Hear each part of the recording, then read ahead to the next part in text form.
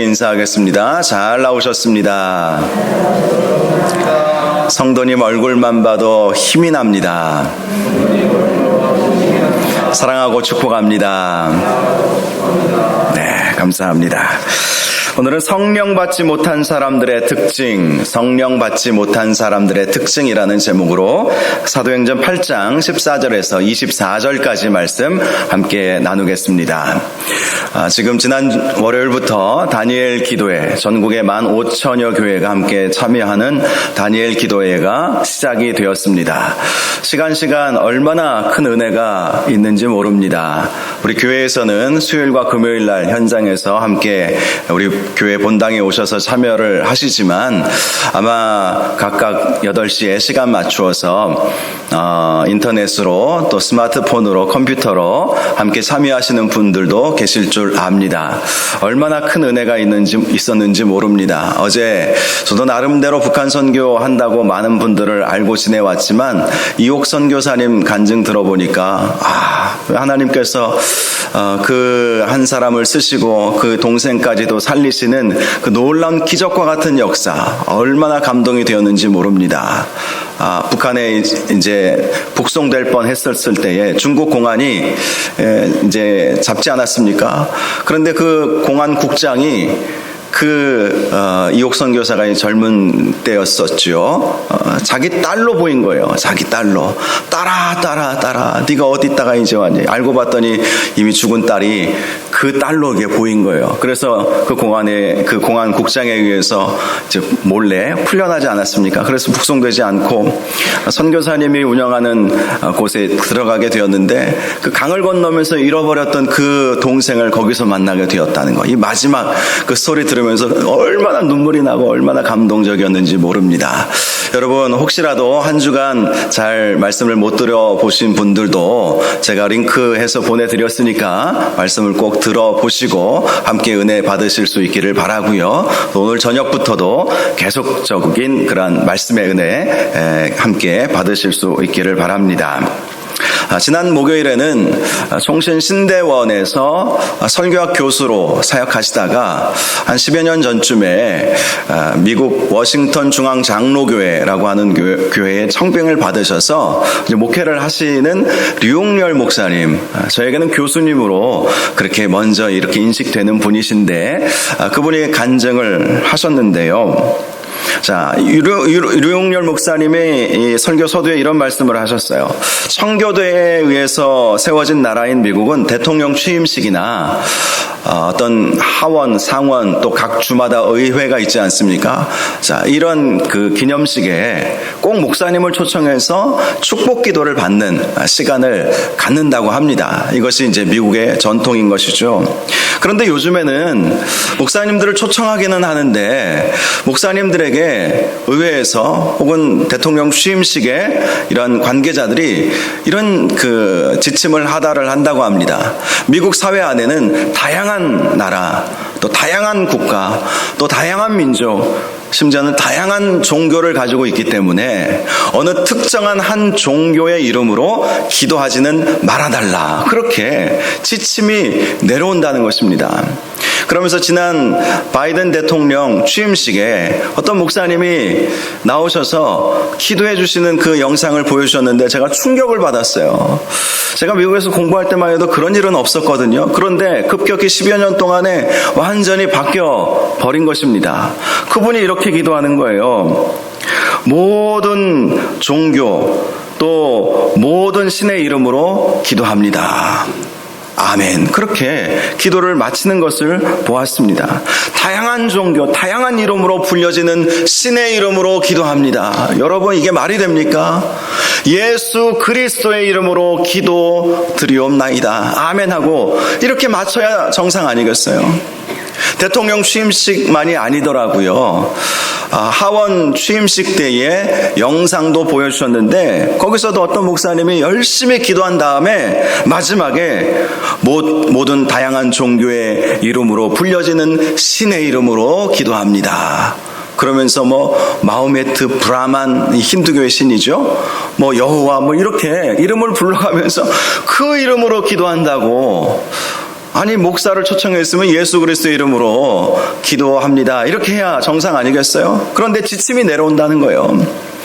이 류용렬 교수님이 미국에 이제 목회를 하시면서 본인도 미국 한인 사회에 나름대로 알려진 교회에 청빙을 받으셔서 목회를 하셨기 때문에 하원 개원식에 초청을 받아서 기도 부탁을 받았다는 거예요. 그런데 어김없이 지침이 내려왔다고 합니다. 하원 의원들 가운데에서는 다양한 종교를 가진 사람들이 있기 때문에 어느 한 특정한 종교의 이름으로 기도하지 말아 주십시오. 이런 지침을 받은 거예요. 공문을 받은 거예요. 그런데 이 목사님이 도저히 그렇게 할 수가 없다랍니다. 어떻게 목사가 예수의 이름으로 기도하지 않고 다양한 종교, 다양한 신의 이름으로 불려지는 그분의 이름으로 기도합니다. 이렇게 할 수 있겠습니까? 그래서 오히려 작정하고 삼위일체 하나님께 영광 올려드리고 그리고 예수 그리스도의 이름으로 기도합니다. 아멘 하고 내려오셨다는 거예요. 그랬더니 의원들이 다 일어나서 막 기립박수를 하면서 너무 좋아하더랍니다. 처음에는 의례 그것이 예의구나 이렇게 생각을 했답니다. 그런데 의원들이 찾아와서 목사님에게 이렇게 말씀을 하셨대요. 목사님, 예수 그리스도의 이름으로 기도해 주셔서 감사합니다. 감사합니다. 목사님들이 와서 그렇게 예수님의 이름으로 기도하는 목사님들이 없었는데 이 미국 사회에서는 한인들은 그 소수잖아요. 이 한국 목사님이 와서 예수님의 이름으로 기도해 주니까 너무 그게 고마웠다고 그렇게 말씀을 하시더라는 것입니다. 여러분, 우리가 사는 세상이 지금 이렇게 변화해 가고 있어요. 종교다원주의 그런 사상이 깊숙이 한국 교회 안에 또 전 세계 교회 안에 침투해 들어오고 있는 것이죠. 여러분, 목사가 예수 그리스도의 이름으로 기도하는 것이 축하받을 일입니까? 그럼에도 불구하고 목사님이 예수님의 이름으로 기도해 주었다고 다들 좋아하고 감사해 하더라는 거예요. 왜 이런 일들이 일어나고 있겠습니까? 이 세상에 많은 예수 믿는 사람들의 잘못 아니겠습니까? 예수 믿는 사람들이 세상에 거룩한 영향력을 끼치지 못했기 때문에 다양한 종교 물론 인정할 수 있지만 그러나 적어도 목사님이라면 예수님의 이름으로 기도하는 것은 당연히 용납되어야 하지 않겠습니까? 차라리 목사님을 초청하지 말든지요. 그런데 목사님 초청해놓고 예수님의 이름으로 기도하지 못하게 만드는 세상이 제대로 된 세상이겠습니까? 여러분, 이것은 남 탓할 필요가 전혀 없어요. 예수 믿는 사람들이 깨어 기도하지 않았기 때문인 것이고 예수 믿는 사람들이 이 세상을 향해서 거룩한 영향력을 나타내지 못했기 때문인 것입니다. 그래서 우리가 예수님 잘 믿어야 하는 것입니다. 저와 여러분이 예수님 잘 믿으면 세상 사람들이 저와 여러분을 보면서 예수님을 찾게 되는 줄 믿으시기 바랍니다. 신을 믿는 사람들은 저렇게 믿는 것이구나. 예수님 믿는 사람들은 바로 저런 사람들과 같이 되는구나. 이러한 모습을 보여주어야 하는 것입니다. 오늘 말씀을 보니까 예수님은 믿고 있어요. 예수님은 믿게 되었어요. 그런데 여전히 성령 받지 못하여 하나님을 오해하고 예수님을 오해하는 시몬이라고 하는 마술사의 모습을 볼 수가 있습니다. 자, 14절을 보면 예루살렘에 있는 사도들이 사마리아도 하나님의 말씀을 받았다 함을 듣고 베드로와 요한을 보냈다고 말씀하지요. 자, 지지난주 말씀이겠네요. 빌립의 전도로 사마리아 사람들이 예수님을 믿게 되었습니다. 그러자 예루살렘에 남아있던 사도들이 그 소식을 듣고 당시 두 기둥이라고 할 수 있는 베드로와 요한을 사마리아로 보내게 된 것이죠.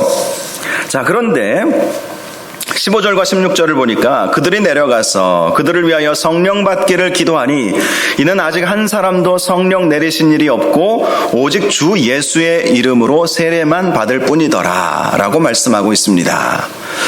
두 사도들이 사마리아에 가보니까 예수 믿겠다고 작정하고 빌립을 통해서 세례받은 사람들은 있었는데 가만히 보니 성령 받은 사람들이 없었던 거예요. 물론 신학적으로 보면 예수 그리스도를 영접하게 되는 것은 성령님의 은혜이죠. 성령이 아니고서는 예수를 주라고 시인할 수 없기 때문에 자, 이 사마리아 사람들이 예수님을 믿게 된 것은 성령님의 은혜로 예수님을 믿기 시작한 것입니다. 그런데 자, 이들에게는 아직 성령 충만함이 임하지 않았던 것입니다. 자, 예수님을 믿는 것과 성령 충만함은 다르다는 것이죠. 예수님을 믿게 되었을 때에는 성령 하나님께서 임하셨기 때문에 성령의 은혜로 예수님을 믿기는 하지만 그러나 성령 충만함은 다른 문제라는 것입니다. 자, 성령의 임재와 성령의 충만함을 그렇다면 어떻게 설명할 수 있겠습니까? 자, 성령이 임하여서 예수 그리스도를 믿기 시작하면 이제 믿음의 초보 단계에 이르게 된 것 아니겠습니까? 이제 믿음을 시작하는 거예요. 그러나 믿음이 온전한 믿음은 아닌 것이죠. 믿음의 처음 시작일 뿐인 것이죠.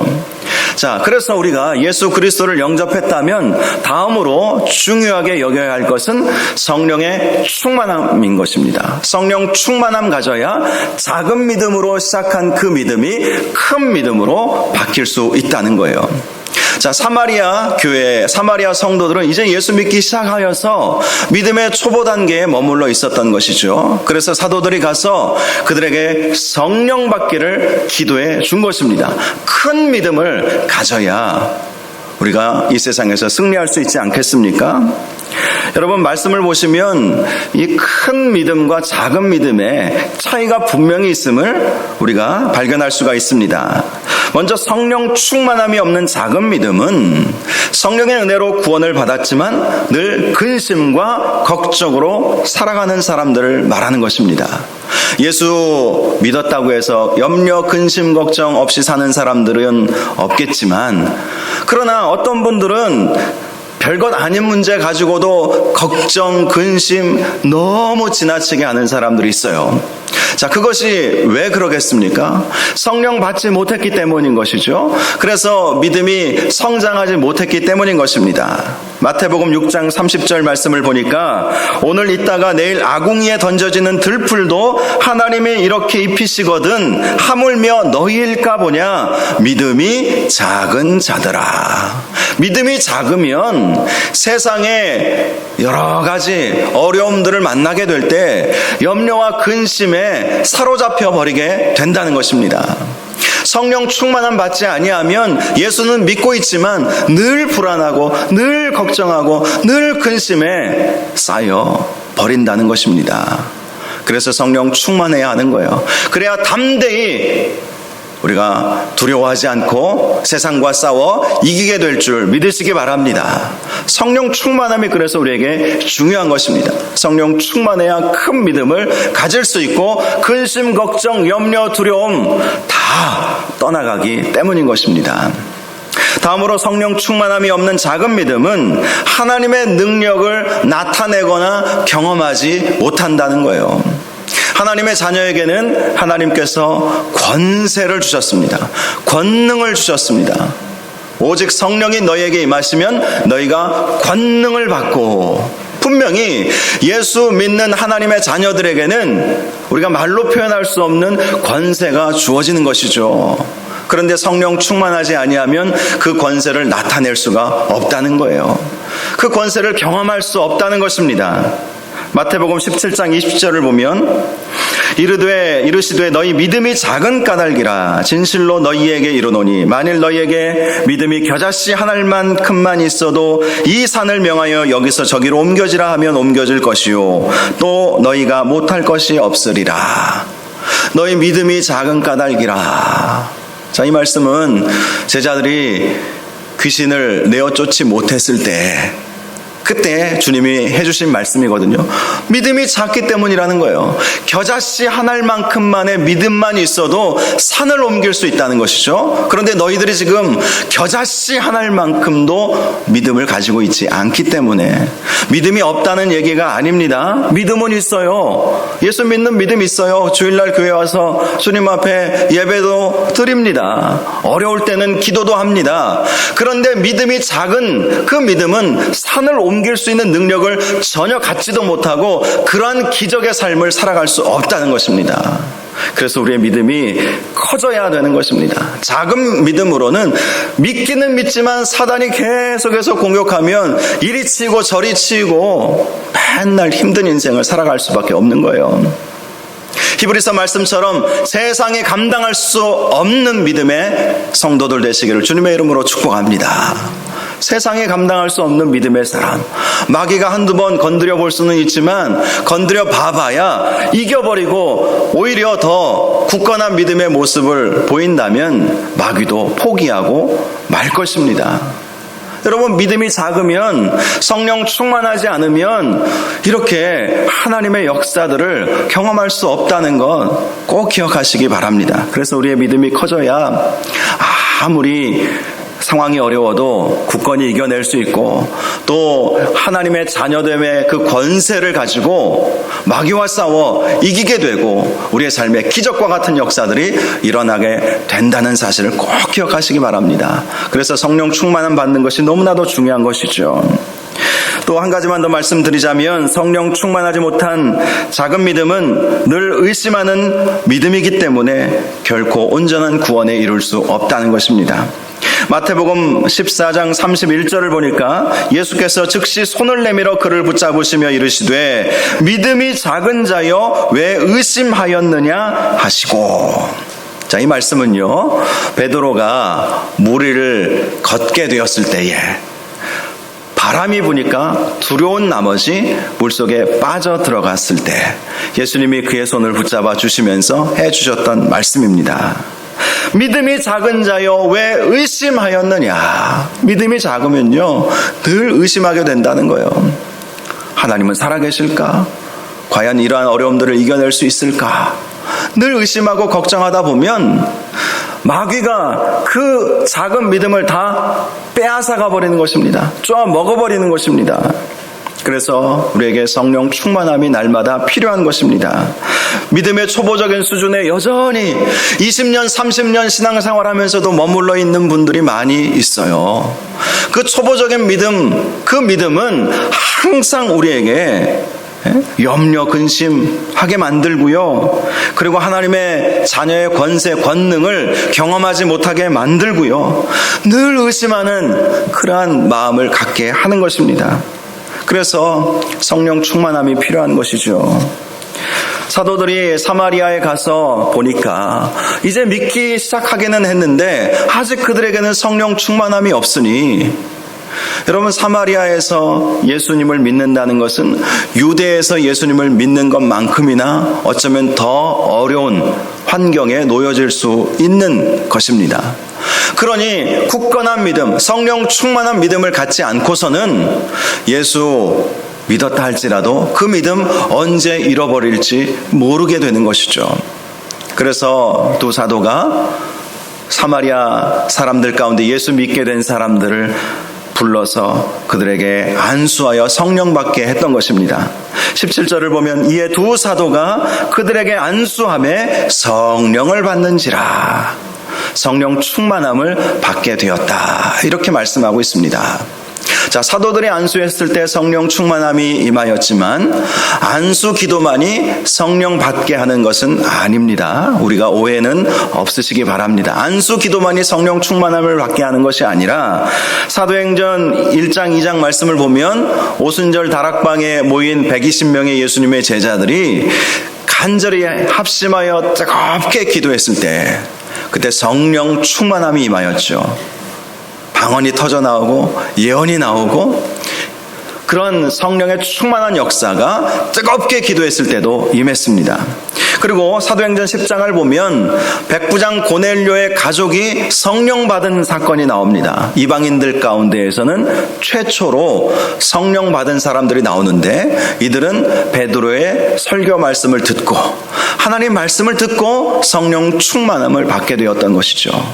자, 성령 충만함은 다양한 방법을 통해서 올 수 있다는 것을 우리에게 보여주는 것이죠.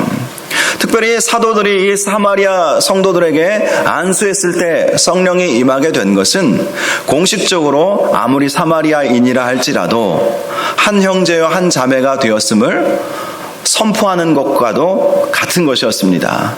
유대인들은 사마리아 사람들을 아주 싫어하고 경멸하지 않았습니까? 그런데 우리는 이제 주 안에서 하나다. 한 형제여 한 자매가 되었다. 예수 안에서 한 형제여 한 자매가 되었다. 이것을 사도들이 안수함으로 공식적으로 인정해준 사건으로 그 의미가 담겨져 있는 것입니다.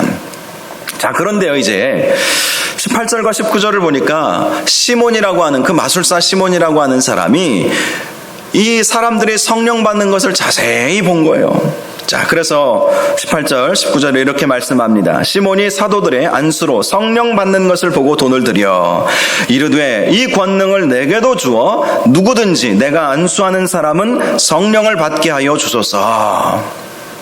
말도 안 되는 일을 부탁하는 것이죠. 빌립의 전도에 의해서 마술사 시몬이 예수 믿게 되었어요. 그런데 그가 사도들이 와서 안수하여 사람들이 성령 받는 것을 보니까 욕심이 났던 것이죠. 이 마술사 시몬은 빌립이 오기 전까지는 그 마을에서 지도자로 추앙받던 사람이었습니다. 영적 권세자로. 마술을 통해서 사람들을 미혹했던 그런 사람이었던 것이죠. 자, 그런데 그가 이제 예수님을 믿게 되었어요. 빌립을 따라다니게 되었어요. 그리고 사도들이 와서 안수함에 성령 받는 것을 보게 되었습니다. 그러자 저 안수하여 성령 받는 것에 받게 하는 그 권세가 나에게 임하게 되면 나는 그야말로 금상첨화를 얻는 것이다. 놀라운 권능을 얻는 것이다. 내가 가지고 있는 이 마술의 기술과 또 성령 받게 하는 그 놀라운 권능까지 임하게 되면 이건 정말 놀라운 역사가 일어날 것이다. 자기가 그만큼 인정받고 그렇게 된다고 생각했던 것이죠. 그런데 여러분, 그가 어떻게 이야기합니까? 베드로에게 말합니다. 내가 돈을 드릴 테니까 이 권능을 나에게도 주십시오. 돈 주고 그 권능을 사려고 했던 것입니다. 돈 주고 그 권능을 사려는 거예요. 이 시점에서 우리는 이 시몬, 마술사 시몬이 과연 성령 받은 사람이었을까 의심하게 되는 것이죠. 그도 물론 사도에게 안수 기도 받았을 거예요. 먼저 나서서 좋은 것은 다 받으려고 했기 때문에 안수받지 않았겠습니까? 그도 예수님을 믿고 따르는 사람이었고 그리고 안수기도도 받았어요. 그런데 성령이 임하지 않은 것 같이 보입니다. 왜 그랬을까요? 그의 마음이 순수하지 못했던 것이죠. 그의 마음이 돈에 완전히 매여 있었던 것을 보여주는 것입니다. 어떻게 성령을 돈으로 살 수 있다고 생각할 수 있겠습니까? 그것은 그가 그동안 돈이면 뭐든지 다 할 수 있다고 생각했기 때문 아니겠습니까? 물질 만능주의에 완전히 빠져버려 그동안 살아왔던 것입니다. 이 마술사 시몬이 학자들에 의하면 애굽에 가서 마술을 배워왔다. 마술과 철학 사상을 애굽의 종교들을 배워왔다고 그렇게 말합니다. 여러분, 당시 사마리아라고 하는 이 시골 마을에서 애굽까지 갔다는 것은요, 이거 유학이에요, 유학. 유학 갔다 온 거예요. 아마도 그의 집안이 부자였던 것 같아요. 그러니 시몬을 유학까지 가서 애굽이라고 하는 당대 최고의 문명국가 아니겠습니까? 로마나 그 앞서 있었던 헬라나 이런 제국들은 신흥 나라들이에요. 일어났다가 없어지는 나라들. 그러나 이 애굽은요, 수천 년의 역사를 가지고 있는 그런 나라 아닙니까? 거기에 가서 배워온 거예요. 돈으로 배워왔을 수 있겠죠. 그리고 돈이면 뭐든지 다 된다는 것을 늘 평생에 그는 그렇게 경험하며 살아왔기 때문에 돈이면 성령 받게 하는 그 권능도 얼마든지 얻을 수 있을 것이다. 이런 마음을 가졌던 것입니다. 그의 잘못된 마음 때문에 결국 책망을 받게 되는 것이죠. 20절을 보니까 베드로가 시몬을 책망합니다. 베드로가 이르되 내가 하나님의 선물을 돈 주고 살 줄로 생각하였으니 내 은과 함께 내가 함께 망할지어다. 네가 돈을 그렇게 사모하고 사랑하고 돈이면 다 된다고 생각한다면 그 돈 때문에 너는 망할 것이다. 저주를 부은 것입니다. 여러분, 성령은 하나님의 선물입니다. 구원이라고 하는 것은 성령의 은혜로 얻게 되는 것이고, 그래서 사도 바울이 말한 것처럼 우리가 구원받는 것은, 이 구원은 하나님의 선물 아닙니까? 성령도 하나님께서 거저주시는 선물인 거예요. 돈으로 주고 팔 수 있는 것이 결코 아닌 것이죠. 여러분, 물질 만능주의에 빠져버리면 이렇게 하나님의 은혜, 값없이 주어지는 그 구원의 은혜를 정말 가치 있게 여기지 못하게 된다는 것입니다. 지난 금요일 날 우리 차영길 대표의 고백, 저도 은혜를 많이 받았는데요. 그렇게 잘 나가던 그가 젊었을 때에 사업을 했는데, 특별히 교육 사업을 통해서 뭐든지 다 성공을 했다는 거예요. 그렇게 잘 나가던 그가 사업이 망해 가기 전까지는 정말 남부러울 것 없이 그렇게 살았다고 합니다. 그런데 사실은 그를 그렇게 성공하게 만든 것은 할머니와 아버지의 기도가 있었기 때문이라는 것이죠. 그전에는 몰랐다고 해요. 그런데 할머니가 돌아가시고 3개월 후에 아버지가 돌아가신 이후에 사업이 완전히 내리막길로 내려가 버린 거예요. 그전까지는 자기가 잘나서 성공한 줄 알고 있었다고 합니다. 물론 교회 생활 잘했어요. 믿음 생활 잘했어요. 나름대로 교회에서 봉사도 하고 주일 예배 한 번도 안 빠지고 그렇게 신앙생활을 했습니다. 그런데 할머니가 돌아가시고 아버지가 돌아가신 다음부터는 완전히 사업이 내리막길로 내려가면서 깨달은 게 있대요. 무엇이냐면, 이렇게 내가 성공할 수 있었던 것은 할머니께서, 아버지께서 나를 위해서 그토록 눈물을 흘려 기도해 주셨기 때문이었구나. 두 분이 돌아가시면서 바로 2015년 그 해부터 완전히 내리막길로 내려가 버렸다는 거예요. 걷잡을 수 없을 정도로. 그래서 그 이전에는 기도해도 5분 10분 하면 모든 기도를 다 끝냈답니다. 나라와 민족을 위한 기도, 아는 사람을 위한 기도까지 다 하고 나면 진짜 오래 한 줄 알았는데 기도 끝나보니까 한 10분 지나갔더래요. 그래요. 그만큼 기도할 줄 몰랐던 것이죠. 기도를 어떻게 해야 되는지도, 기도의 능력도 알지 못하는 초보적인 믿음의 수준을 늘 유지하고 있었다는 것입니다. 그런데 기도의 맥이 끊겨버리니까 완전히 사업이 망해버리는 거예요. 그래도 감사하게도 두 분의 중보자들, 중보기도자들이 함께 기도하자고 권면을 해서 그때부터 하루 1시간씩 지금까지 기도의 재단을 쌓아오고 계시대요. 1시간씩. 물론 처음부터 1시간 기도 재단 쌓았다고 해서 사업이 다시 정상 궤도로 올라오지는 않았다고 합니다. 그분이 간증하시기를 그 이후로부터 기도재단을 쌓기 시작하면서부터도 더 내리막길로 몇 년을 내려가셨대요. 그런데 하나님이 그렇게 기도하게 하신 것은 그 마지막 바닥 칠 때까지 견디게 하시기 위해서, 바닥 칠 때까지 견딜 수 있도록 하나님께서 기도를 시키셨다고 그렇게 간증을 하시더라고요.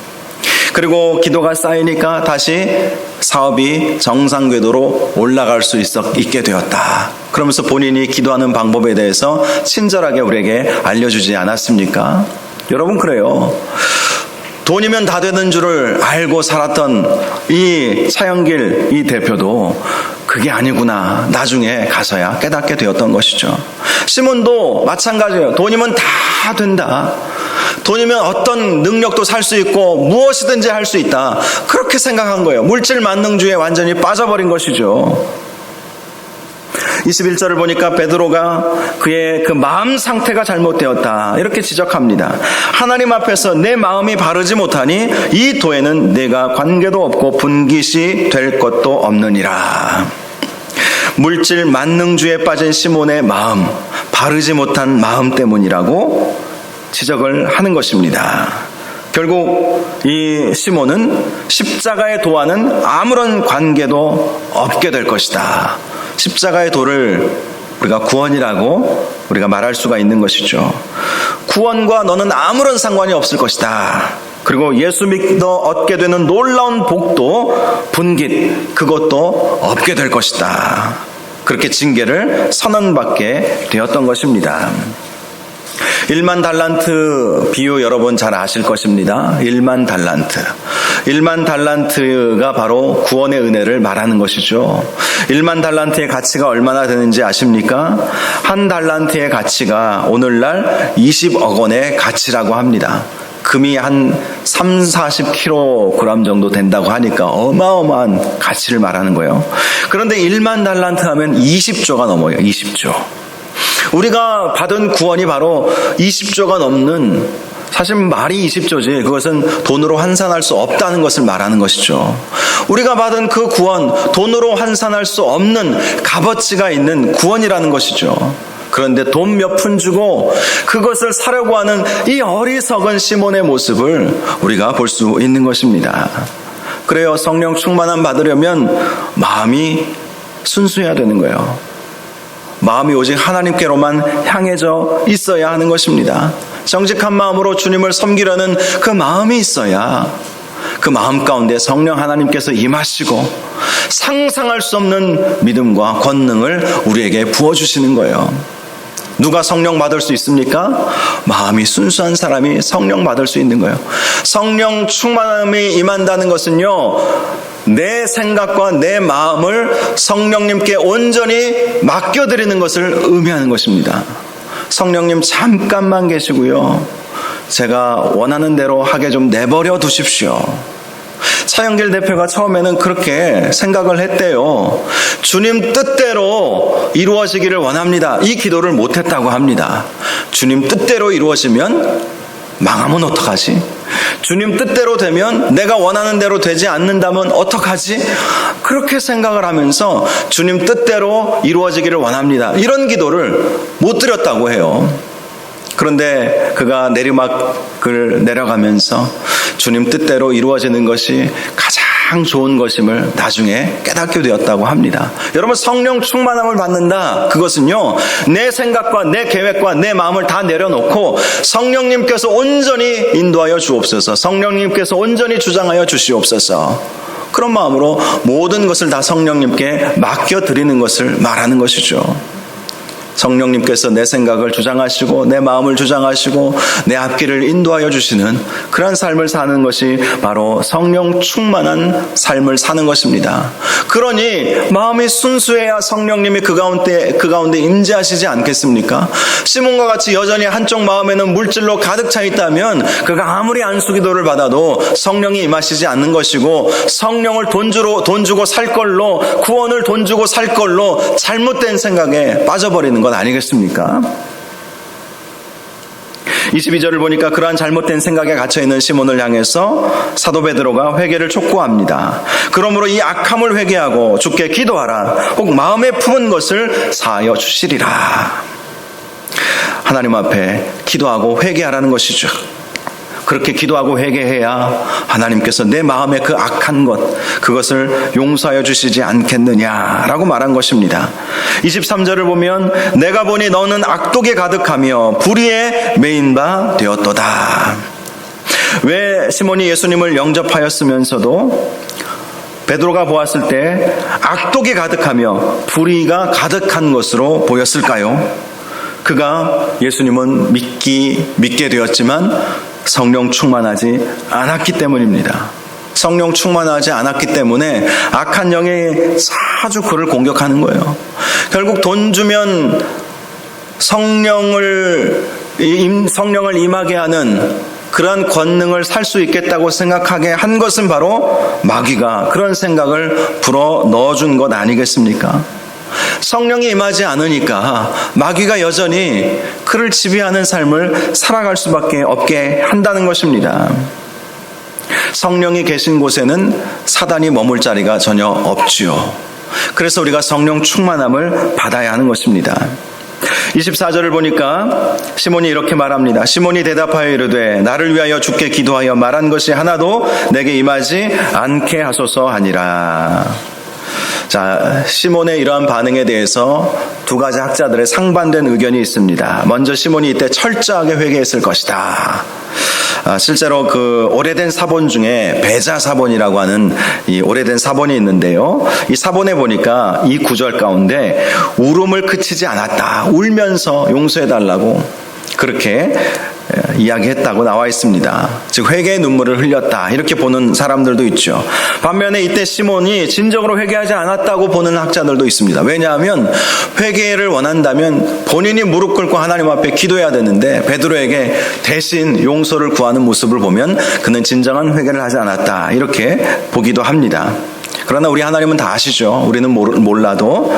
자, 중요한 것은 우리가 성령 충만하지 않으면 언제든지 이 시몬과 같은 모습을 보일 수 있다는 거예요.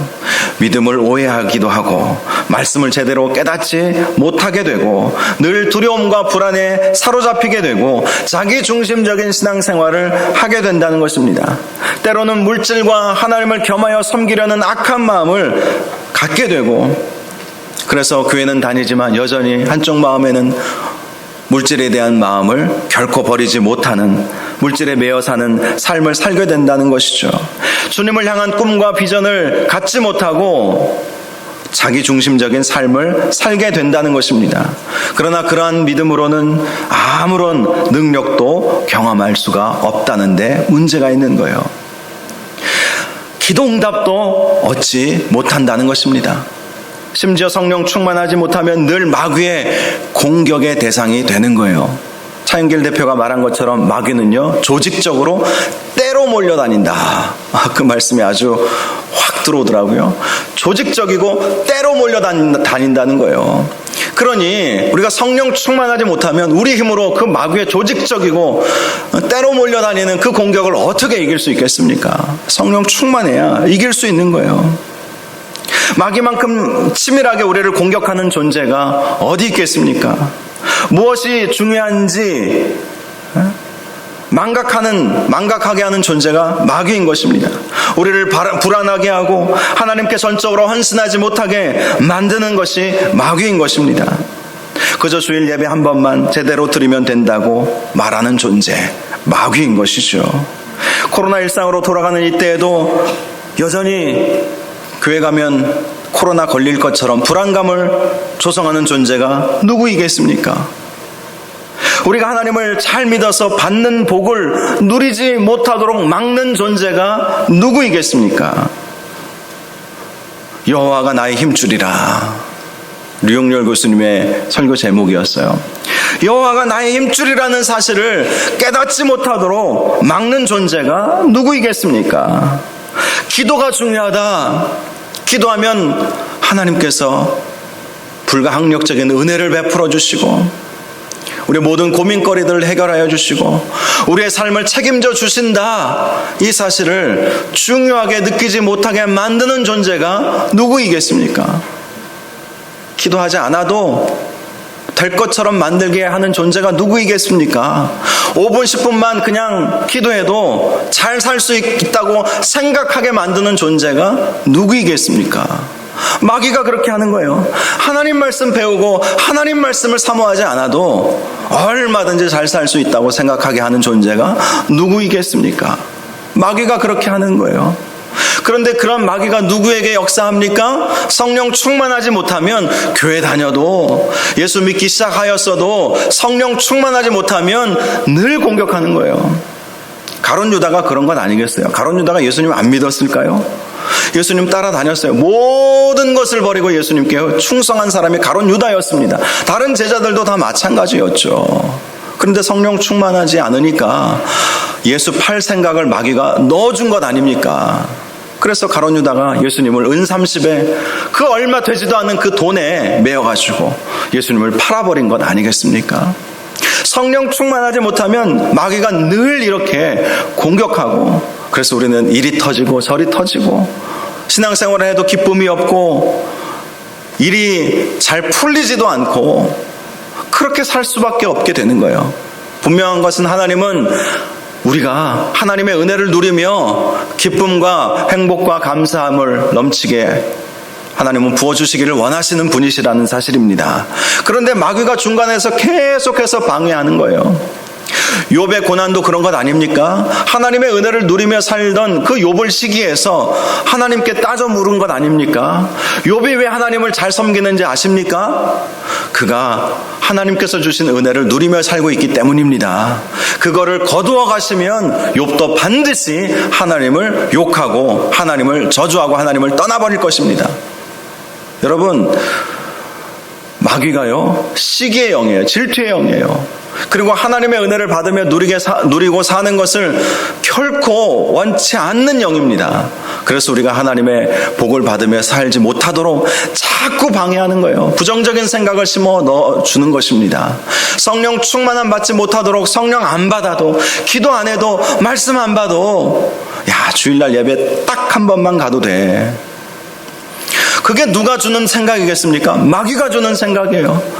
코로나 상황 속에서 교회 안 나가도 다 괜찮아. 누가 주는 생각이겠습니까? 마귀가 주는 생각이에요. 마귀가 주는 생각이에요.